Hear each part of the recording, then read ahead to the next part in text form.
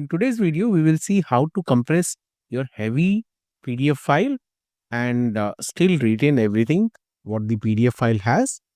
And I'm taking this as an example where you have a almost 25 MB file.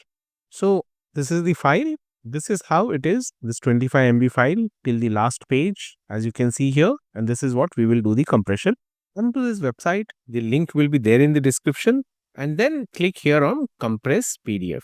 Once you click here, you will select the PDF file, and once you have selected, you see here right now it shows 25 MB as the size, and this is a heavy file. Now you have these three options: extreme, recommended, less compression. So less quality, high compression; good quality, good compression; high quality, less compression. So we'll go with the recommended one.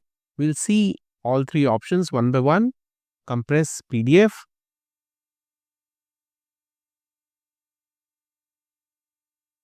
Now it's doing its job. It'll take a couple of seconds. Don't close the browser.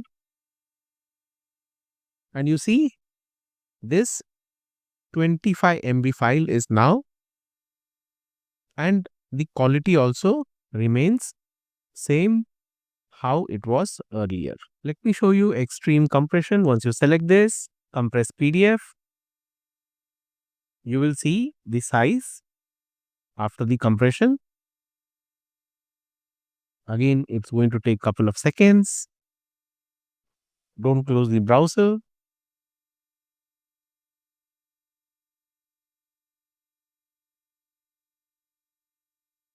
And you can see here 1 MB is the size, but you will see here that it's little pixelated. You can see here it's pixelated, not like how it was earlier. In the last, it's not legible. So this is of no use to us in case we are looking to compress. Now let's see the less compression. Once I click here, compress PDF. Compression is happening again. It's going to take few seconds to complete. Do not close your browser.